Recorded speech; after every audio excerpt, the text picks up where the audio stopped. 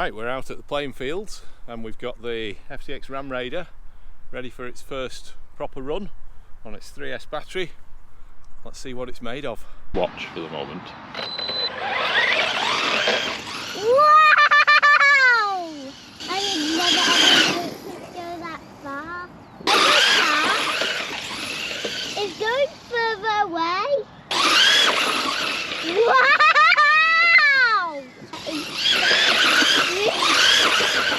Whoa! It's crazy. It is. Okay, this crazy car, it's faster than I anticipated. I've put the Go 2 on the front now, so let's get a bit of onboard footage.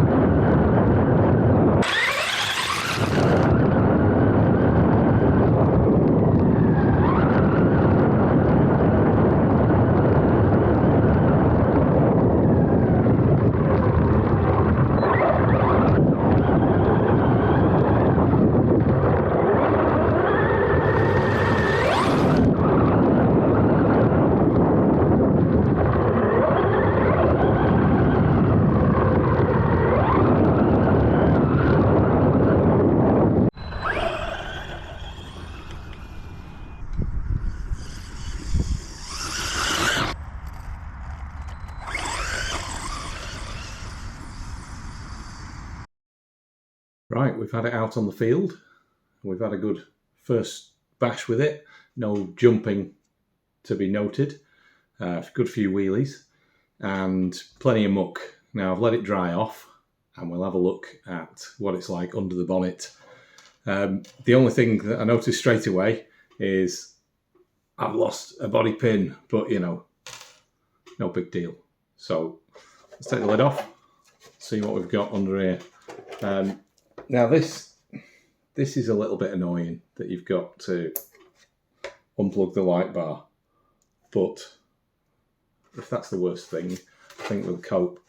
Now what is nice to see straight away is it's not too mucky underneath. It's very, very wet and very dirty, and that's not too bad. So the body seems to be tight enough to be doing a job at keeping out some of the dirt. The first thing I will say, the only thing that I had to kind of fix on the fly whilst I was out there today were the two front lights. So these two little LEDs, there we go. They're not very well fitted. So those probably just need a little bit of some sort of glue, a little bit of shoe goo, something like that, just to keep those in place. Other than that, I didn't have any running issues whatsoever. So what's it like under here? Is it dirty? Let's have a look. So overall, you know, it's looking fairly clean really. There's not much in here. I dried it a little bit manually, but I wanted to just let it be dry without cleaning it to see how much muck has actually got in here. I should probably disconnect the lipo. This was the 2S that I ran for a bit afterwards. And, okay, a little bit of water in there, in the tray. But overall, you know, it's pretty clean. I do like this guard. Now, if we have a proper look at this now, you can see that the guard over the pinion and spur gear and slipper clutch actually effectively continues all the way along the prop shaft, which is quite a nice little touch. So that's all shielded, so that'll stop anything from interfering with it, but it'll also stop a lot of the muck and grime and water from getting in there. So that's pretty cool. Now this does just lift off with body pins. Let's have a look at that. If I can get those off, I'm going to use another body pin. Let's pull pull that off. 1, 2.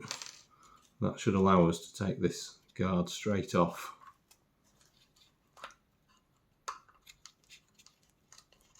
And voila. So that's nice. That is a really, really easy bit of access in there. So now you can get straight at that pinion and spur gear. If there is anything in there, you can clear that out. Quite a nice little touch, that. Don't know about the other, no, the prop shaft has got 3, possibly 4 screws to get that cover off, but that's quite a nice little thing. Let's have a look in this little receiver box. 2 body pins again, and that just hinges up with the receiver sitting in there, hiding away. So that's nice, really, really easy. Great for maintenance, great for drying it out.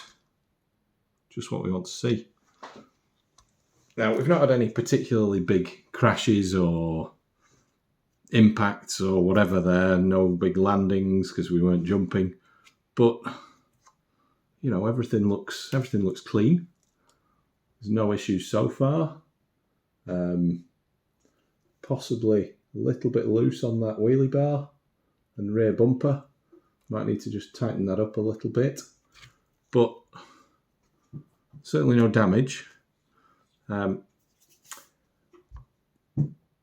servo is a little bit slow.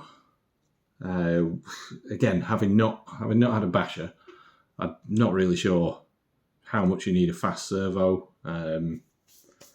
Seemed okay. Certainly on the wet, you're not getting that steering response anyway on wet grass, so it wasn't really an issue for me. But you know, it wasn't bad. I think I might have to stiffen up the rear a little bit just to stop it tucking into a wheelie so easily. It was very, very, very easy to flip it over the back, accelerated. But other than that, it had a couple of rolls, but everything looks remarkably good. Everything does look solid. You know, the construction looks decent. I'm sure some of these parts aren't quite as hefty, as chunky as some that you might get on an Armour or perhaps on the MT10. But it's all good. I mean, the tyres seem good. You know, they're not front and rear, but it's a 4-wheel drive truck, so that doesn't matter as much anyway. Seems like a nice piece of kit. Seems robust. And at between 250 and 280 pounds, which is about $280 to $300. It seems like a pretty good price to hit the market and challenge those perhaps slightly more premium brands with something slightly more affordable. So from what I've seen so far, I can't really fault it. It was a lot of fun to drive. I'm looking forward to taking it out and trying it on something else. But yeah, it seems pretty good. Here for another first for me. We're at a local skate park, so just gonna give this bad boy a bit of a run on here. It's actually my first time driving an RC car on a skate park. Fingers crossed.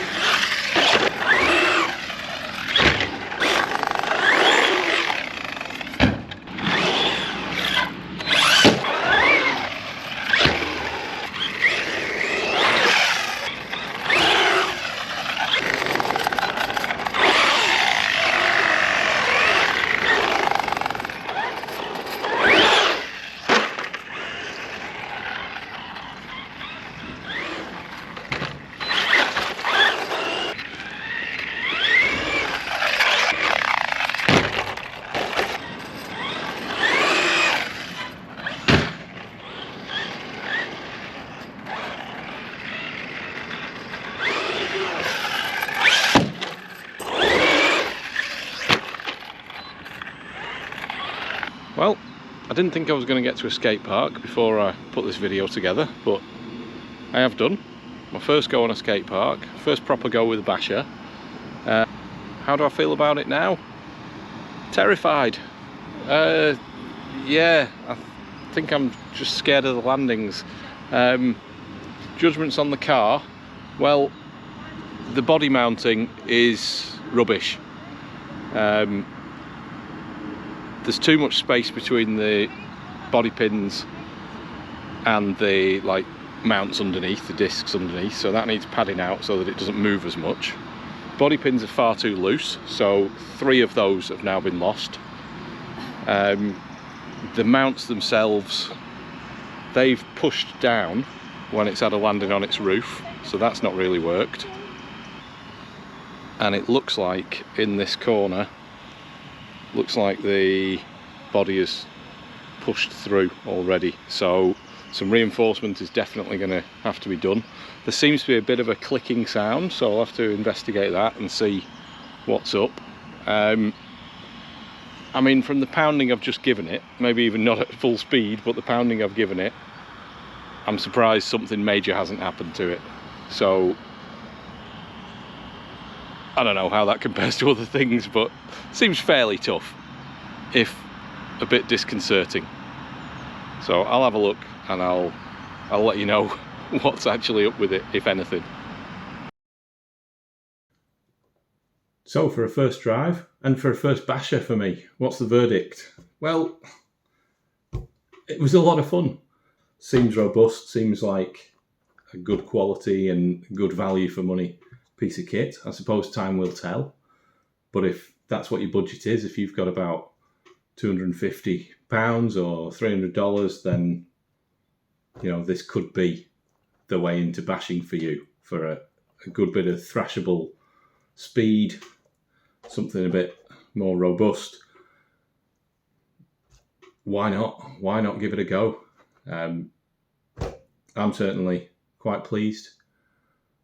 Not going to steer me away from crawlers, but a nice addition to the fleet. If you've enjoyed it, keep tuned and we'll see if we can get some more action on it for you in the coming weeks. Some nice stuff coming up, so keep peeled. So keep your eyes peeled, keep tuned to RC Pie, and we will see you soon. Thanks for watching.